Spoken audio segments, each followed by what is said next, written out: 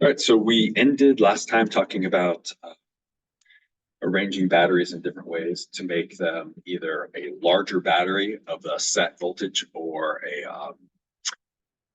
shorter lasting battery with a larger voltage. And we want to talk a little bit about like your car battery. So your car battery is a lead acid battery.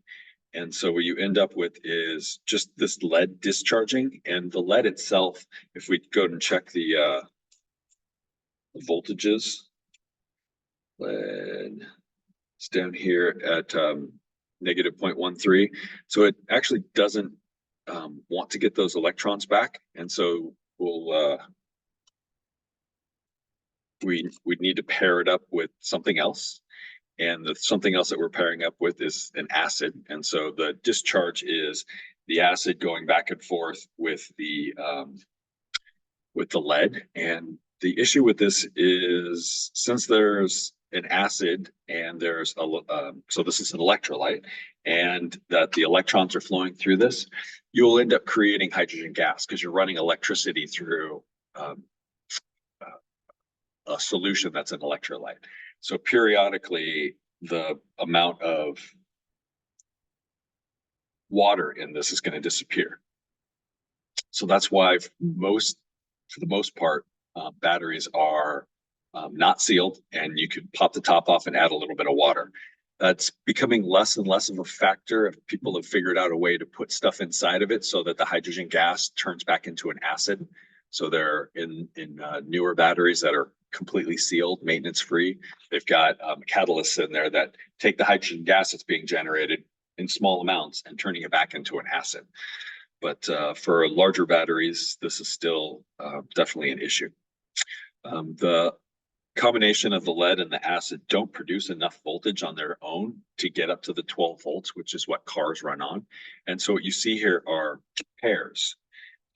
This used to be called stacks. They'd literally have like a barrel, and they'd fill it up with an electrolytic solution, and they'd have stacks of these coin-looking things. And each one of those would be one cell, like one battery, all in the same device. And so then you'd end up having that being one cell, this over here being another cell. And so they're all hooked up in series. So each one of those cells would feed into the next cell, getting the voltage up to somewhere above 12 volts. Not too much above 12 volts, but a little above 12. So a fully charged brand new battery, or it doesn't need to be brand new, but a fully charged battery should be giving you a little over 12 volts. When the car is running, it'll actually give you a little bit more than that, 13, maybe even 14 if your alternator isn't in great shape. And that's because what you're doing is you're charging the battery. So when the car is running, then you have another device, which is a little generator that runs everything that's electrical in the vehicle and charges the battery at the same time. The cool thing about these batteries is these car batteries is we had talked about the fact that there's current and there's voltage, and those are the two main parts to it, as well as resistance. And so the thing that starts your car is called a starter motor, and it's a very, very small motor, but it has the ability to accept a large amount of electricity in terms of amperage, lots of electrons at low voltage, and spin really fast with a lot of torque. So you can imagine that a small motor, I don't know, maybe softball size, turning your whole motor of your vehicle. So even like the motor in my truck, that's huge.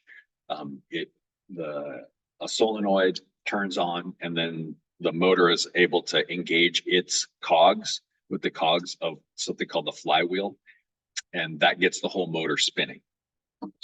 And to do that with such low voltage requires a very high amount of current. So if you go to buy a battery, you will see things like coal cranking amps, and those might be between 500 and 1,000. So do you remember when I was talking about the breakers that you have for your house? So you've got breakers that, so if too much current is going through the wire, the breaker pops. That way you won't heat the wires up to the point where they'll melt the insulation and cause a fire. So usually there are 10 amp breakers, 20 amp breakers, and then there'll be like a 60 amp breaker for your furnace, your hot water heater. but 10 and 20 amps. So that's what your house is running on. The full circuit is going to be less than 10 or 20 amps. But when you start your car, even the smallest car is going to have 500 amps coming out of the battery. That's why those things are so heavy, because they're providing a lot of electrons very quickly. The reason you need so many amps is because the voltage is small. It's only 12 volts. If you had a much higher voltage, you'd need much less electrons, but they set the voltage at 12 volts a long time ago. And a lot of that was basically just due to it being easier. There was no chance of somebody getting electrocuted by your car. And you can literally put your hands right on the battery and nothing will happen to you because the voltage is too low. But given the correct circumstances, you can get, up to 1,000 amps out of these batteries.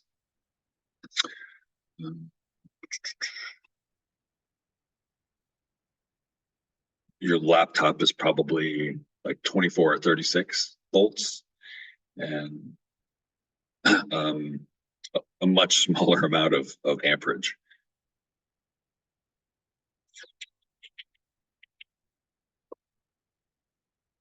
Okay, so you guys were talking about the Statue of Liberty last time, and so here's a little image of it. They've done some maintenance on it a couple of times, and when they do the maintenance on it, they did one in the 80s. I'll show you what that looked like.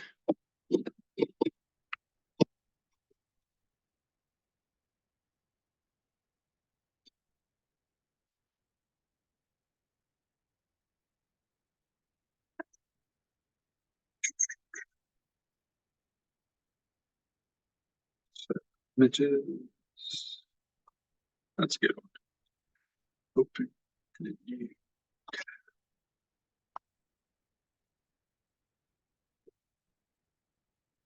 So what they did is they built structural scaffolding. So the entire thing was surrounded by this structural scaffolding. And what it did was it allowed you to hold the Statue of Liberty up from the outside. So over the course of the, 100 years or so that the statue was there, the seawater accelerated the oxidation. So when this thing is standing, it's the exterior is made out of copper, and the interior is made out of iron. So why isn't it just all made out of copper?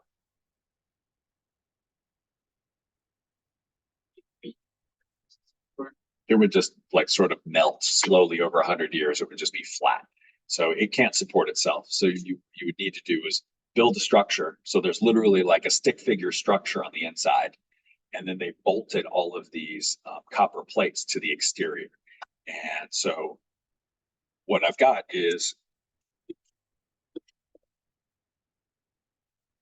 copper in contact with iron, right? These two things can touch each other.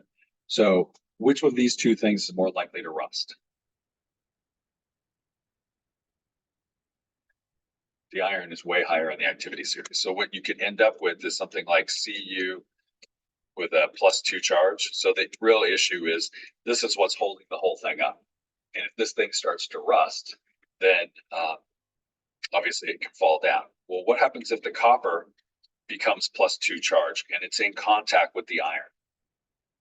Because the copper will rust. Obviously, it's green. It's exposed to sea water, sea air, salty air, and it is rusting. So what happens when it turns green? It's lost electrons. So if these guys are in physical contact with each other, the copper with a +2 charge and the iron that's structurally sound holding up the whole thing, what's the iron going to do?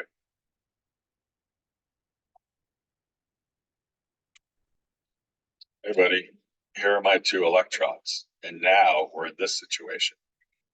So the fact that the exterior copper is rusting because of the environment is stealing electrons away from the iron, making the whole thing less structurally sound. So what do you need to do to keep the thing from rusting? What could you do? So when we're talking about rusting, we're talking about oxidation. Oxidation means losing electrons. Is there any way that I could make it so the things won't lose electrons?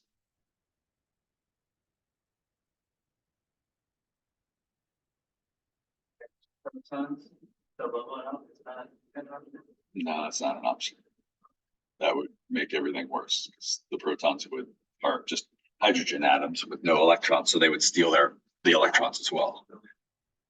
What if we injected electrons? What if I put electrons on this thing or put something on it that would provide the electrons? So when this copper rusts and it's trying to take electrons, instead of it taking it from the iron, you let it take it from something else that you don't care about. Okay with that?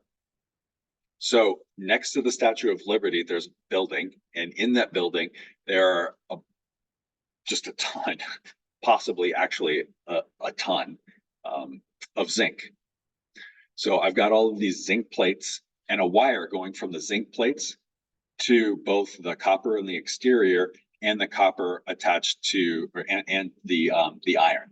So let's say that I'm an iron atom and I just got rusted. I just lost some electrons. What can I do? I can grab 2 electrons from the zinc because I'm connected to it. And so the zinc rusts instead of the iron. The same thing happens with the copper. This is called a sacrificial anode. It's called an anode because in a battery, the anode is where the electrons come from. So basically, I just got this building filled with metals that will give electrons. And the zinc is higher than both the iron and the copper on the activity series. So anytime one of those starts to lose electrons, they can just drag them over from the zinc. And so you replace the zinc every once in a while, and then the interior of and the exterior of the building won't rust anymore. They could make the statue coppery colored again, but they just don't really want to. You'd have to go out and basically scrub all the copper 2 oxide off. Have either of you guys been to Corvallis, Oregon State? There's the Student Union building right on the north side where the bookstore is. If you walk out, there's this statue, bronze statue of a woman, I don't know, from like Pride and Prejudice era with a parasol and a big dress.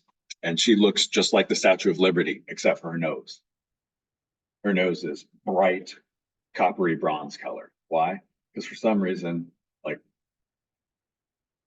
decades ago, somebody decided to just tap it on the nose. And so what they were doing is they were actually brushing off the copper 2 oxide. So the nose is right there, it's easy to touch. So literally, as people are walking past it, they just run their finger over the top of the nose. And so they're constantly rubbing off the copper oxide, copper 2 oxide. So we could do it. We'd have to clean it a lot because it would continue to rust. But I mean, it is possible. Just not super practical. All right, so another example would be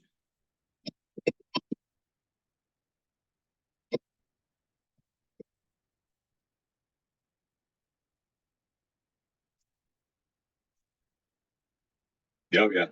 But again, they don't. Zinc is cheap, so nobody cares about zinc.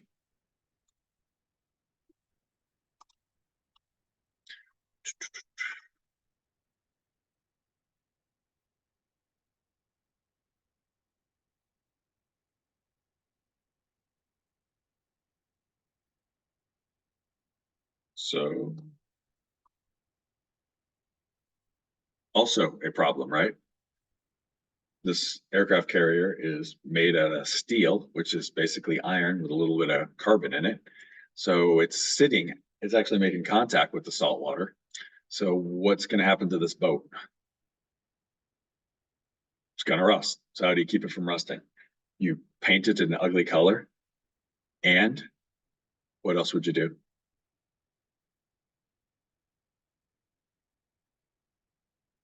What do they do for the statue?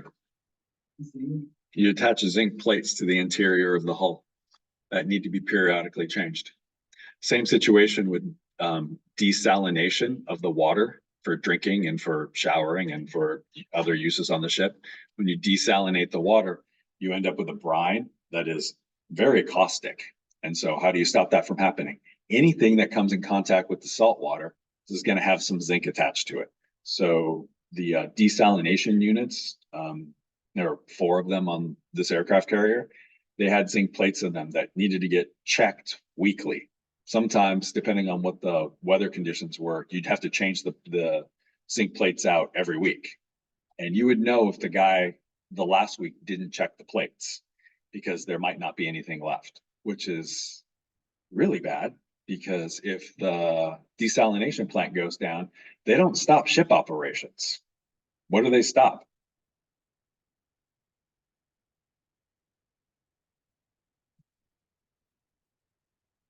They still use the water to like have everybody have water to drink and cook with. They still use the water for all of the ship operations with the steam plant. So what do they cut out if one of these desalination plants goes down? Showers. Yay. It's about maybe, depending on what the situation is, the shortest time period was a week. The longest time period was about 20 days. Nobody showering for 20 days. Do you know how many people are on this boat? 6,600. It's about 3 football fields long and about, I don't know, half a football field tall and wide. It smells bad is an understatement. At least when I was on this boat, there weren't any women until like the last 2 weeks that I was there. So we didn't really care all that much. You kind of get used to it, but I don't know what it's like now. You have to like make yourself presentable. No more flossing while eating on the galley kind of thing. Not cool. So yeah, sacrificial anodes are a thing. They're a thing on your car too. If you want the undercoating for your car, they paint it with a zinc paint. You also see this when you purchase galvanized nails and galvanized screws.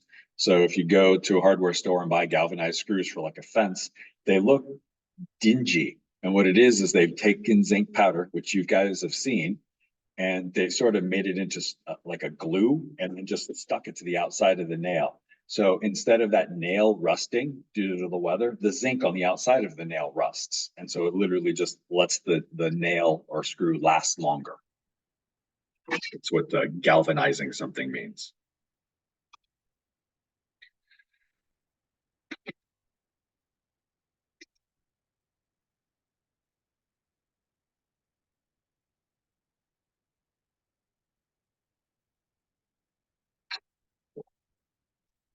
Okay, we're going to do some reaction predicting. So let's say that red stuff wasn't there. How would you know that first reaction is a no reaction, that nothing's going to happen with it? You just have to go check the activity series. And so copper's at the bottom of the activity series and zinc is near the middle. So in this situation, what would need to happen for any reaction to occur is whichever element is higher would be giving electrons to the element that's lower. So in this case, why is this not happening? Well, the copper has all of its electrons. How do I know that? It's a solid. Its oxidation state is 0. It will not accept more electrons. Plus, the zinc is aqueous. The zinc is with nitrate. It already lost the only 2 electrons it's willing to give away. So the zinc doesn't have any electrons to give, and the copper doesn't want them anyway. So there's no way that this reaction is going to occur.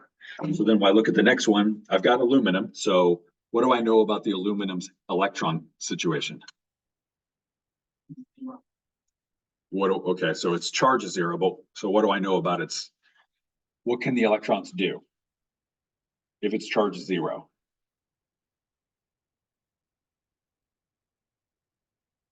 Oh, they can leave. They can leave. So if the charge on the metal is 0, it has electrons to give.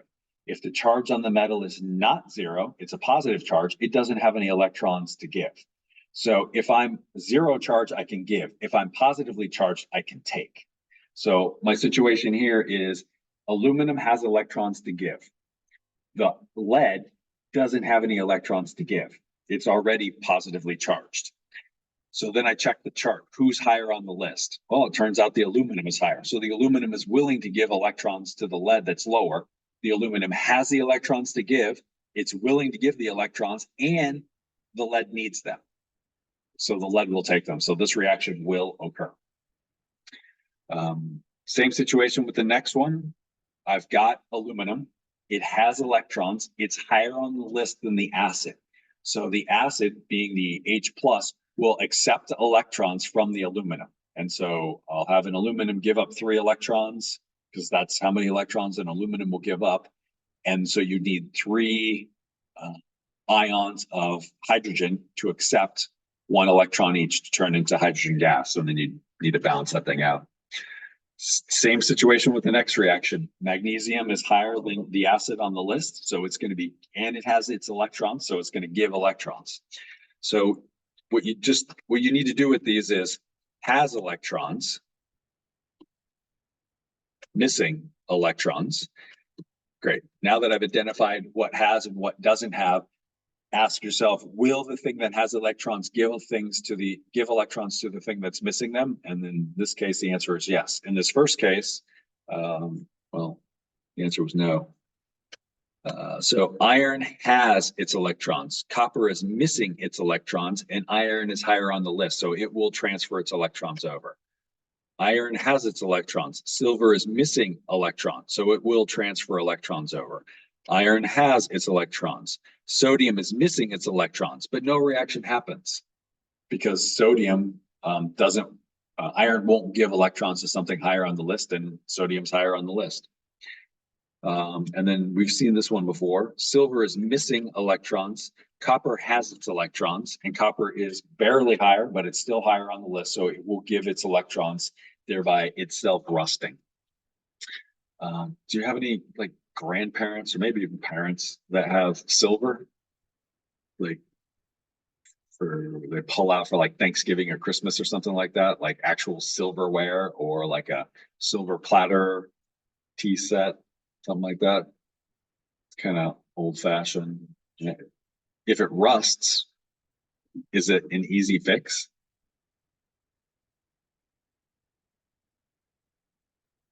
So you've got like a silver teacup and the inside is rusting a little bit. It would be, I mean, we know what silver looks like.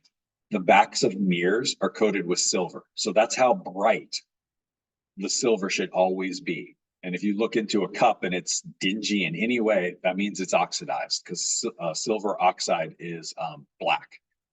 So you get this fine layer of dinginess over the top of the silver. If you were to wipe it off, it would be like, oh, look how shiny that is. But doing so, you just wiped away some of the silver. So there's something else you could do. You could drop a tiny bit of water in there. I mean, it doesn't matter. You could fill the cup up and then add a little bit of salt to make an electrolyte and then drop in what?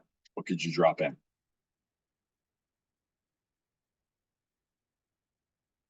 Any metal higher? Any metal higher, which is any metal with the exception of gold, platinum, and mercury, which none of those things you're going to drop in anyway.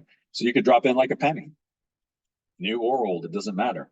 You could drop in a nail. You could just like prop a spoon inside of there. Any of those things would work. And what would happen? That nail that you dropped in there would lose its electrons. The silver would take the electrons and it'd re-adhere itself to the surface. So better than polishing silver, when you polish silver, you literally wipe some silver away. And now you've lost some of the silver. That situation doesn't happen if you just make a little electrolytic solution and drop in a metal that's willing to give electrons, which is almost anything. Have you guys seen any of the like searching for Spanish galleons that had sunk in the Bahamas shows? So a significant number of Spanish galleons have still not been found. Like there's paperwork that said that they left the Yucatan Peninsula or something after plundering Native Americans, and then it sunk on their way, past the Bahamas and whatnot. And so guys will go out there looking for that kind of stuff. And if you watch those videos, it's kind of interesting because they'll like blow the sand off of the floor. And if they find gold, it looks like gold, like right then and there, gold. Okay, so pick that up. But the silver, actually, since it's been like 200-300 years, 200-300, 1 to 200 years. I think 3. I could be wrong. Several hundred years. The silver actually has rusted in that salt water at those temperatures, and it's black. It's silver oxide. It's what the exterior of a teacup would have looked like, except it looks almost like charcoal. And the problem is it's really fragile. like charcoal. So they have to bring that up very, very gently. And so it just looks like burnt wood, but they know what they're looking at. It's like a chest, what's left of a chest filled with silver coins or silver whatever.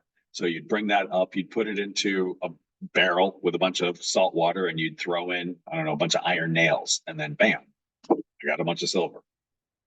You could also just electrocute it, but there's no real need to.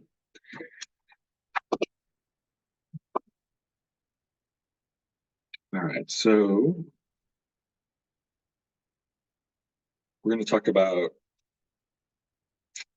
I know this is going to sound a little like, yeah, I already know how to do this. We're going to balance redox reactions. So I'm going to show you 2 ways to balance redox reactions. One in just basically any situation, and the other one is going to be in an acidic situation. The issue with balancing redox reactions is they can kind of mess with you. And so this reaction right here is balanced at 10, 1, 2, 10, 4, which is a little higher than we've normally done. And so what ends up happening with these reactions, if you just sort of start looking at them and try to balance them based off of inspection, is you'll change a number, and that number will change something on the product side. And then you change something on the product side, which will make you change something on the reactant side. And then changing that thing on the reactant side will make you change something on the product side, which will make you change the first thing that you changed, which will make you change the second thing and the third thing and then the fourth thing. And then that fourth thing made you change the first thing again. So you sort of get stuck in this catch-22 kind of loop. And sometimes it can take a while. You could totally just sit there and do it by inspection, but it might take you 20 minutes unless you just see this stuff, which definitely some people do.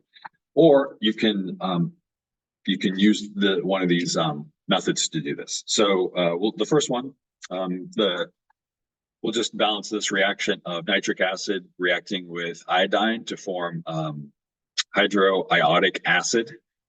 Iodic acid, not hydroiodic, just iodic acid. Nitrogen dioxide and water. Okay, so putting all these things together, the first thing you're going to do is just assign oxidation states to everything. And so the hydrogen gets a +1, the oxygens get a -2, so that makes the nitrogen a +5 charge. The iodine gets a 0 because it's an element. And then on the other side, the hydrogen's still a +1, the oxygen's still a -2. And in this case, the iodine is now a +5 charge. The oxygen, again, is -2. The NO2, and then that makes the nitrogen a +4. And then I've got hydrogen at +1 and oxygen at -2 for water. Great. So now what I need to do is identify who gained and who lost electrons. So the nitrogen went from a +5 to a +4. So every single nitrogen involved in this chemical reaction, what happened to them? Each of them did what?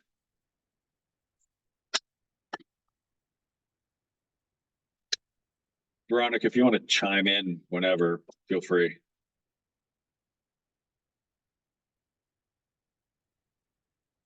So what happened to each nitrogen here?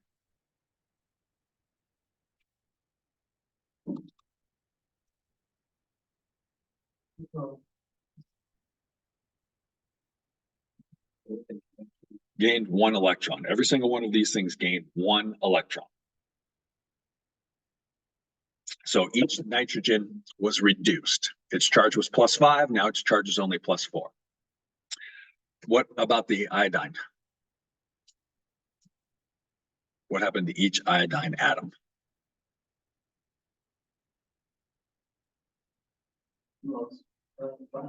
Each one of them loses 5 electrons. So there's a little disparity there where the nitrogens are each gaining 1, but the iodines are giving away 5. So there's got to be some kind of ratio with that. All right, so the next thing we do is we multiply by the subscripts of the atoms undergoing those oxidation states. So the subscript for the nitrogen is a 1. So then this is, it gains 1 electron times 1 equals -1. So great. The next one, the iodine, there's 2 of them there. So when this reaction happens, it's not 1 iodine losing 5 electrons. It has to be 2 iodines, each losing 5 electrons. So that's what I'm trying to manage. how many electrons are getting transferred during this course of this chemical reaction. And so the answer to this is 10, because it's 5 per atom and there's 2 atoms. So that means every time this chemical reaction occurs, 10 electrons leave these 2 iodines. So that means I'm going to need to have 10 nitrogens except 1 each. That's what's going on. All right, so now that I've got a 10 and a 1, so we're going to pick a coefficient that makes the increased total the same. So what do? I need 10 of them. So I multiply by 10. And so my first one here, I've got a 10 on my nitrogen, on my nitric acid here, and a 10 on this one over here to balance that out. So I've taken care of my my ends. My ends are good to go. And if I put a 2 in front of the iodic acid, then I've taken care of the iodines. Are we okay with that as far as balancing iodines? This 10 is really referencing the fact that I've got 10 nitrogens on each side. The rest of it will sort of just go along with it. So my goal is to balance out the things that became oxidized and reduced. And so we've done that here. And now we balance the rest of it by inspection. So all I really have are the H's and the O's. I usually use O's last. So I've got 10 hydrogens total here, right? On this side over here, I already know I have 2 of them right here, 2 of the H's here. So that means this water has to maintain the other 8. So if I put a 4 here, that will give me 8 hydrogens in the water, 2 hydrogens in the iodic acid, which is 10 hydrogens total. So then hopefully that this will work out for me with my oxygens. So I've got 30 oxygens. Here I've got 6 oxygens, 20 oxygens, and another 4 oxygens. And so that gets me to 30. So our steps are assign oxidation states to everybody, identify who was oxidized and who was reduced, make a coefficient equal to a number that will manage the electron transfer, balance the substance that was oxidized and the substance that was reduced, and then by inspection balance out any hydrogens and oxygens.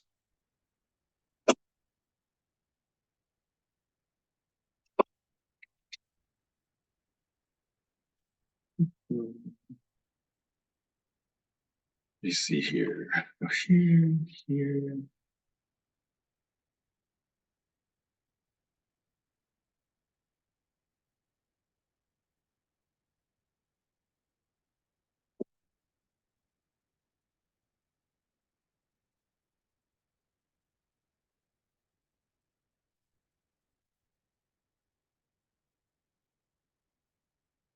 Okay, I'll give you guys a couple minutes. Go ahead and try to do this first one here. This is on Moodle. The worksheet is called Balancing Redox Equations by Oxidation Numbers.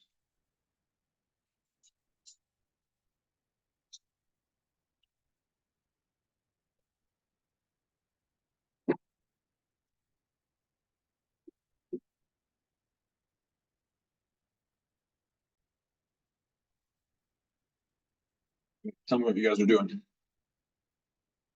What was the first thing? Root out the oxidation states. So -1 + 3 -2 + 4 +1 -2 -1 +2 +1 -2 +6 6 7 8 8. Yeah, okay. So the chromium, so what happened to the chromium? Was it reduced or oxidized? What? It went from +3 to +6. So this guy is oxidized. lost 3 electrons each.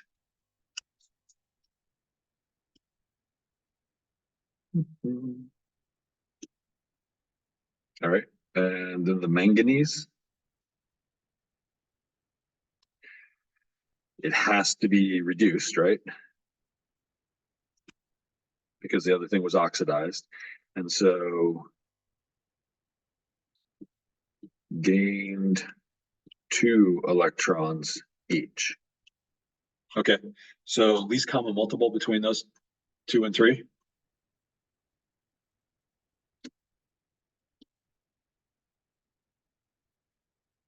6. So I'll multiply. I need to get them both to 6. So this is going to be a times 2 here and a times 3 here.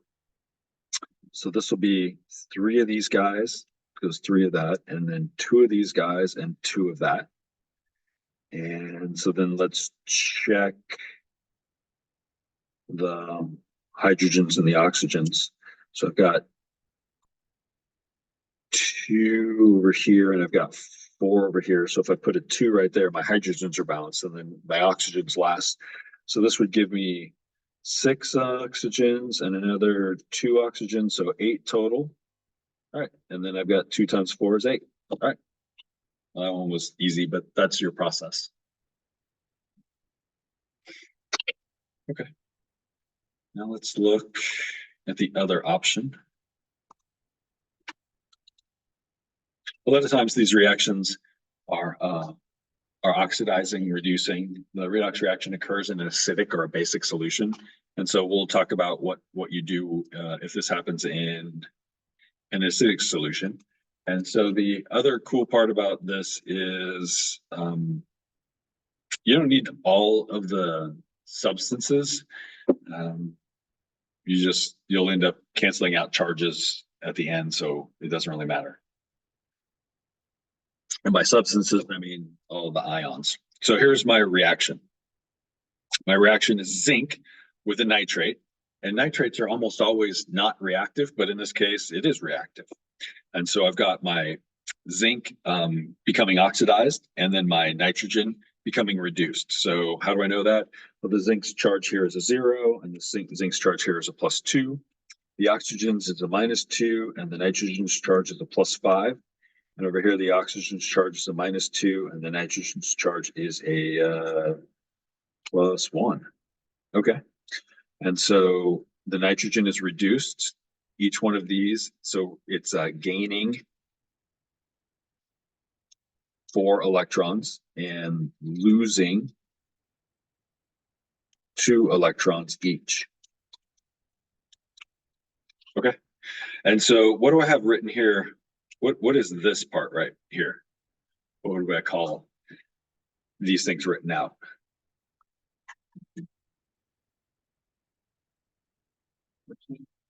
These 2 things. There's a name for these we talked about last class.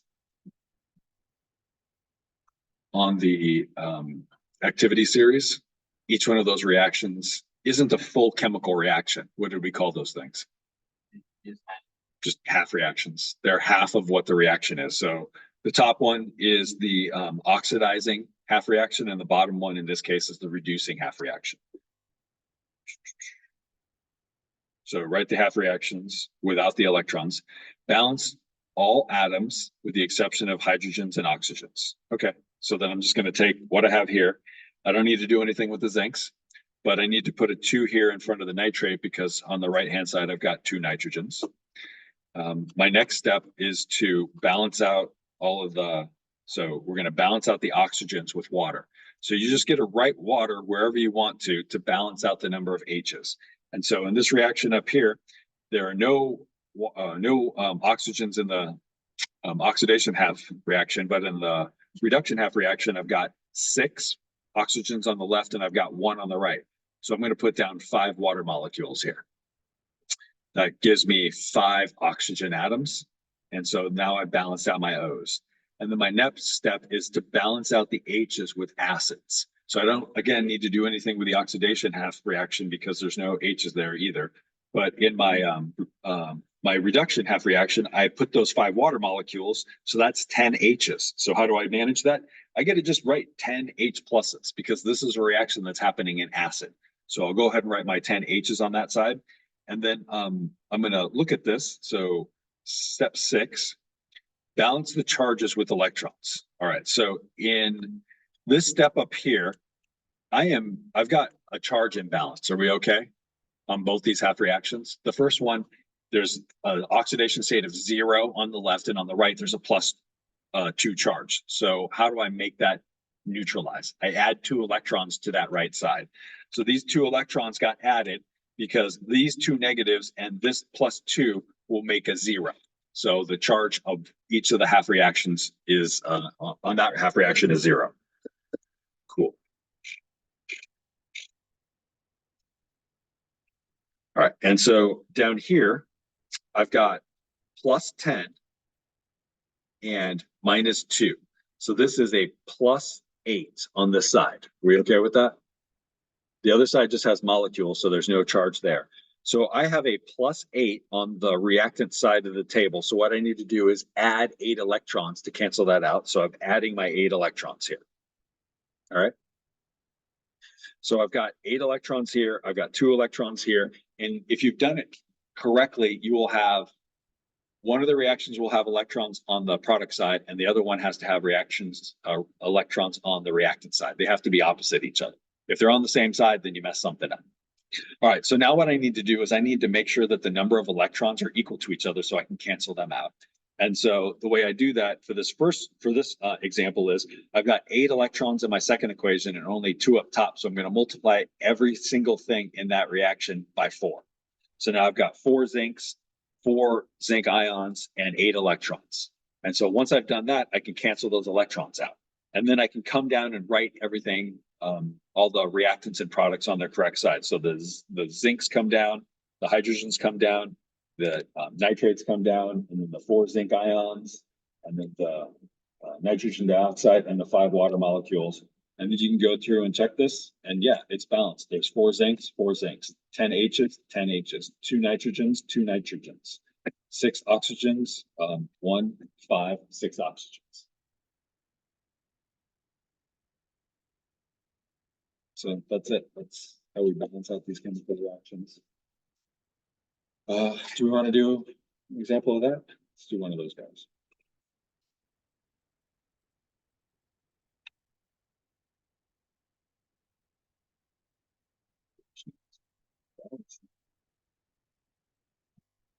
Redox in acid.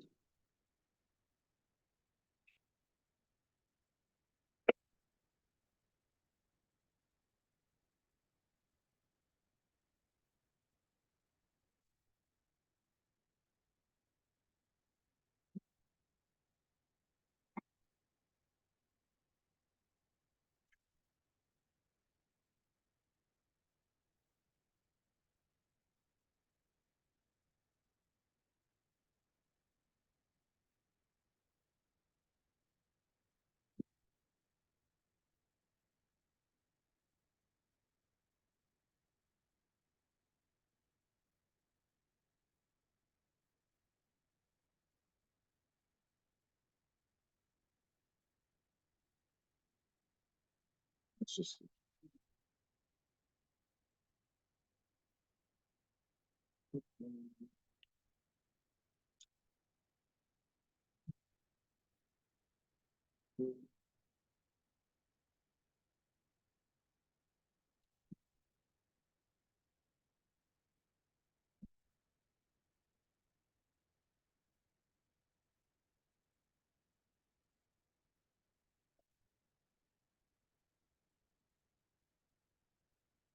go ahead and knock this one.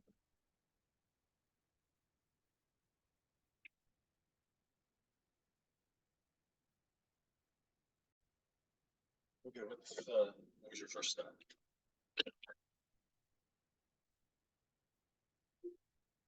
Oxidation states.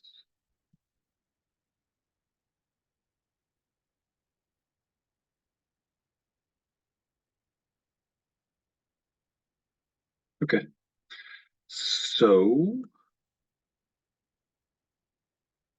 What happened to the sulfur? Lost the electron.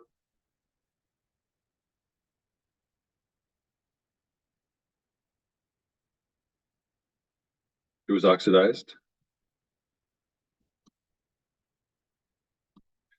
Each one lost 2 electrons. And my manganese?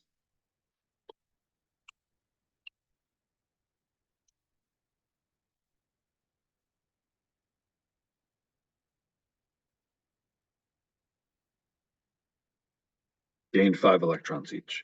So my half reaction is MgO4 negative, turning into Mg or Mn, sorry, not G, plus 2. And then I've got H2 turning into S8. Okay. What's our first step? Half reaction? Or you did Or I did F, sorry. What's our second step? I guess that's our third step. balance electrons in each battery? Yeah, it's a skip. We're gonna balance out any hydrogens and oxygens that are available. So there's O's in the first one, so I'm gonna need to put 4 water molecules up here. That balances out my O's. And then I added some H's to it, so I'm gonna have to balance out my H's by putting 8 acids here. Yeah, would you? Yeah, I was, it's, here to see, Russell about, getting a new beaker. Go over and grab one? I think, Yeah. it's oh, locked. both the doors are locked. All right, just give me 1 sec. So I bounced out, no, I wrote electrons there. I didn't mean electrons. We meant hydrogens, right? And then I've got just H's in the second one. So I'm going to put down 1 water molecule. And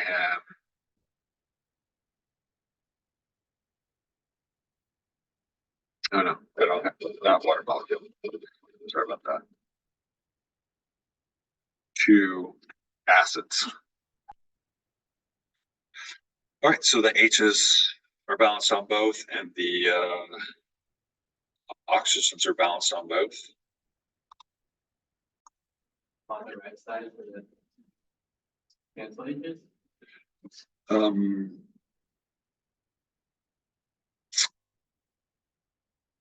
Balance out the charges. So I'll put 2 electrons here. And let's see, up top, I've got a +2 on the right, so I need a +2 on the left. And what I have is that a +7? Are you okay with me saying the top reactant side has a +7 on it? 8 acids and 1 manganese, permanganate. And so then I'll need 5 electrons. That way I've got a +2 on each side. Okay, and so now we want to manage the electrons. So on the bottom one, I need to multiply everybody by 5. Right? And the top, I need to multiply everybody by 2.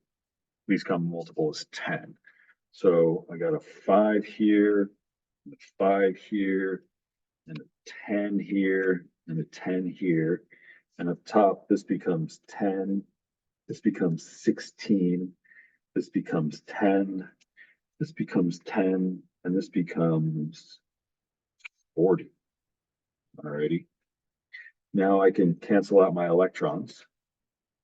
I can also cancel out any H's. So I've got 10 H's here. And so I could turn this into 6 H pluses. And so I should be able to drag this down now. So I've got 6 H pluses plus 10 MnO4s plus 10. Oops. Sorry. plus 5 H2S's, turning into 10 manganese, 5 sulfurs, and 40 water molecules. Not 40, 20, right? I messed that up. It was multiplied by 5, not multiplied by 10. It was 10 total. Multiplied by 5, multiplied by 5.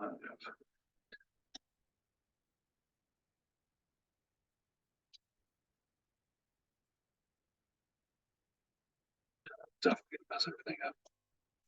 So this was supposed to be. It's supposed to be times 2, right? Because there were 5s. So that 8 went to 16. This should be a 2. That should be a 2, and this should be an 8 because that was 4. Okay, so now I'll pull this 2 down. I'll pull that 2 down. I'll pull that 5, and that 8 goes down. It's a water molecule. All right, so let's check this. 6 and 10 is 16, and 8 and 2 is 16. So the H's are good. 2 manganese, 8 oxygens, 8 oxygens, 5 S's. That's not 5 S's.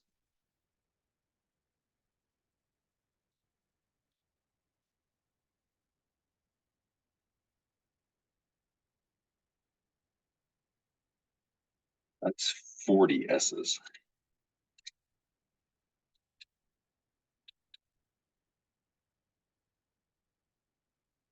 What did we do wrong there?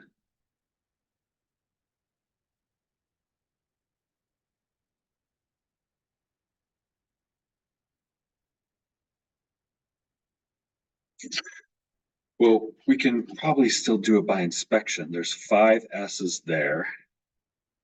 No, that doesn't work, right? Because it's just 5, and I obviously have at least 8. Hmm.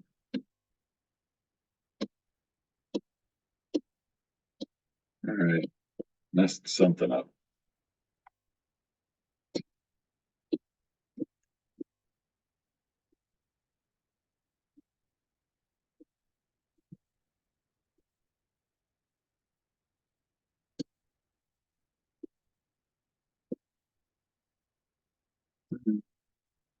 So purple's a bad color. Go to orange.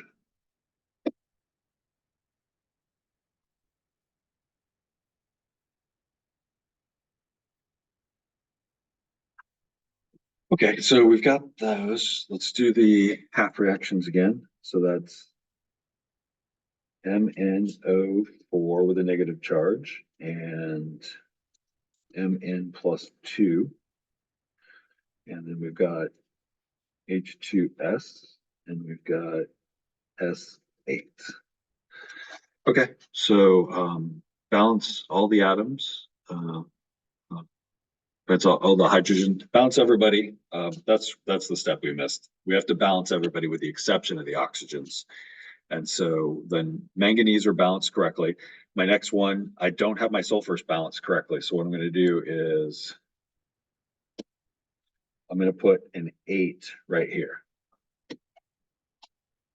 So we balanced out the S's and the manganese, the sulfurs and the manganese. Now we're going to balance everything, balance out oxygens with water. And so I'm going to put plus 4 H2Os here. And then I need to, okay, that's it for the waters. And I'm going to balance out the H's with acidic hydrogens. And so on this side over here, I'm going to need 8 acids and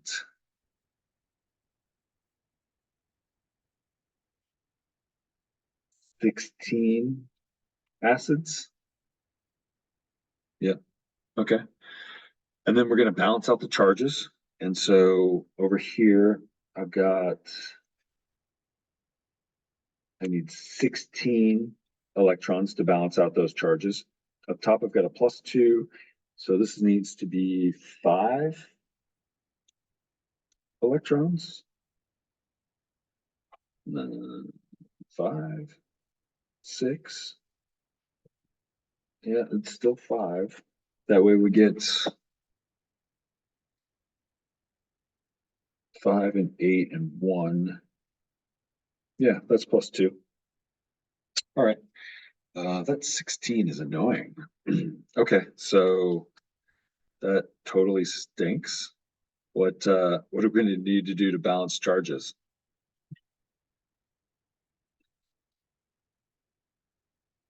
Is it, 5 times 16 is a, Is there any multiple less than whatever 5 times 16 is? Because it's 80.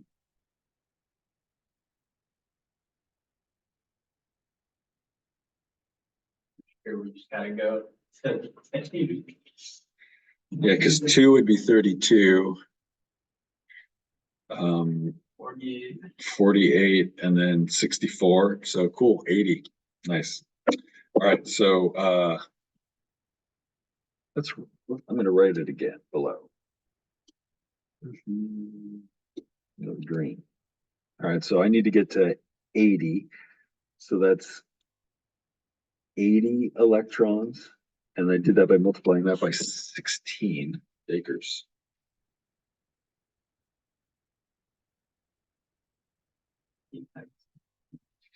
There's 128 acids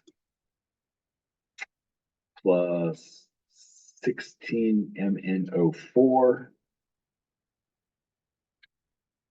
going over to 16 manganese ions going over to 64 water molecules. Cool. And I need to multiply this by 5, so I've got 40 H2S's. I've got 5, 8, okay. I got 80 H pluses. And I've got 80 electrons. Cool. All right. So I can cancel out the 80 electrons on each side. I can also cancel out some hydrogens. So these 80 are going to disappear.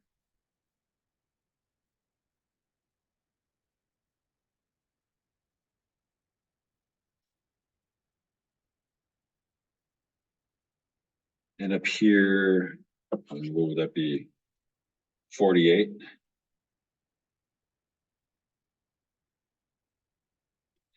So this turns into 48. All right. Let's see if it worked this time.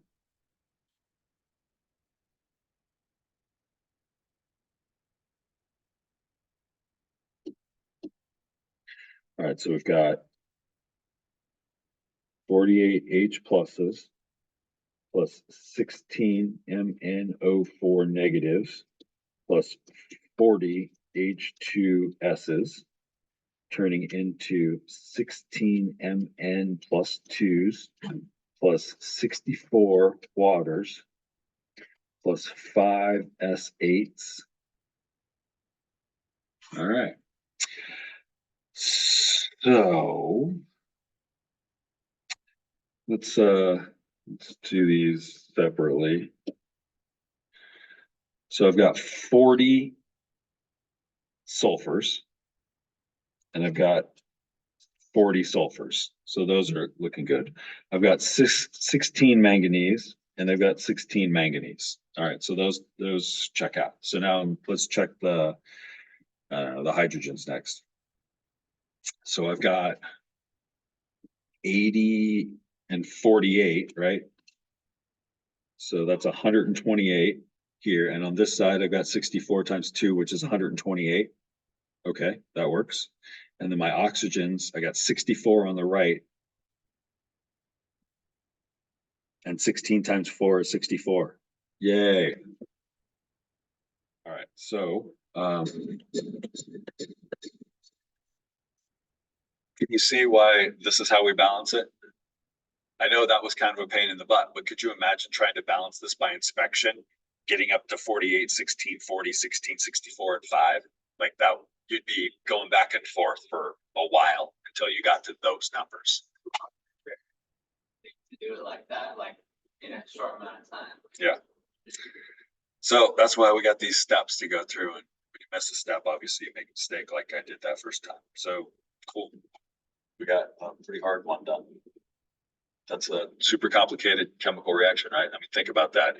You need 48 acid atoms to go along with those 16 manganese, to go along with 40 hydrogen sulfides, and then you're going to make 16 manganese plus 2, 64 waters, and 5 sulfurates.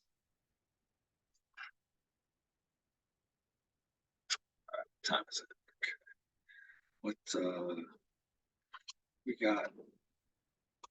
When's the next exam? It's got to be close, right? I bet it's next week. That's today. All right, so we got one more day and then one more class day, and then we have the exam. Okay. So it's a week from today.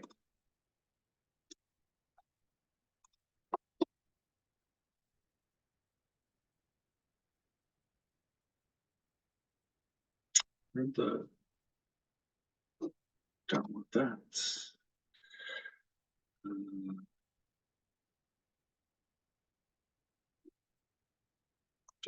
That's no, no, no.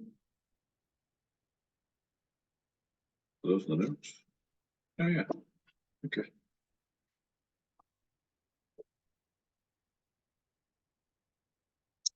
So we've only got 2 pages left in the notes. I think maybe I'll just hold them off and we can do those on Monday. And yeah. Okay. We'll call it a day. You know, I spent is that one